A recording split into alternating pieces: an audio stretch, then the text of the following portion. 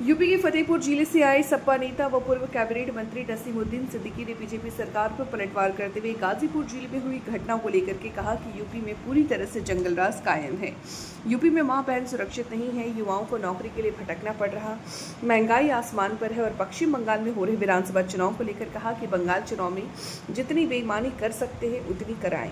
सीधी बात यह है कि अगर 90% से अधिक मतदान होता है तो चुनाव आयोग को पूर्ण मतदान कराने पर विचार करना चाहिए। पश्चिम बंगाल में बड़ा नोट बढ़ गया और निष्पक्ष चुनाव नहीं हुआ। इसके बाद भी मेरा दिल कहता है कि दीदी की सरकार थी और दीदी की सरकार रहेगी। प्रतिनिधिमंडल बनने जाता है।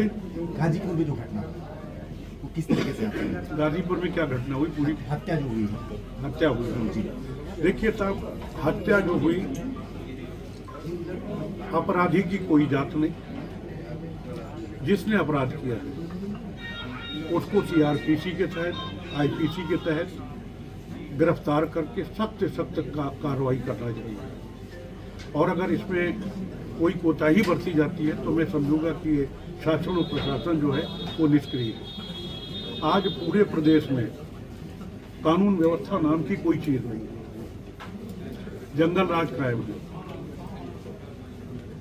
अभी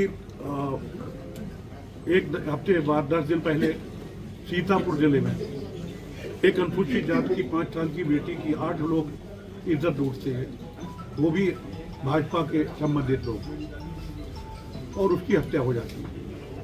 मेरठ में मैं गया तो माँ बेटी को, वो भी अनुसूचित जाति, दौड़ा दौड़ा करके पीट पीट करके उन दोनों को मार डाला। इसके बाद मैं और आगे बढ़ता हूँ तो हाथरस की घटना आपको अच्छी तरीके से मालूम है, सोनभद्र की घटना अच्छी तरीके से मालूम है।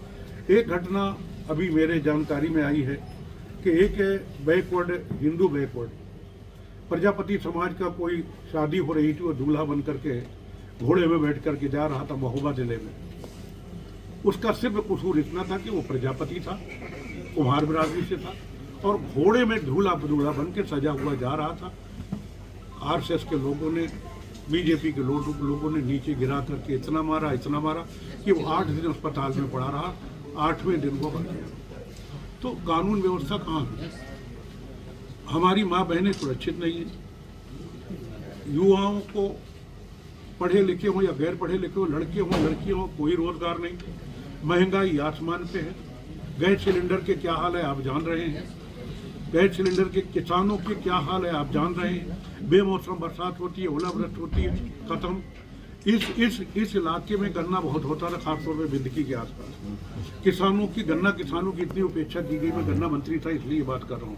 मेरे टाइम पे हमने प्रोत्साहित किया था, तो जितना रेट मैंने बढ़ाया गन्ना का कभी किसी सरकार ने बढ़ाया ही नहीं। तो मैं उस पर नहीं जा रहा हूँ। मैं सिर्फ आज किसान पूरी तरीके से परेशान है।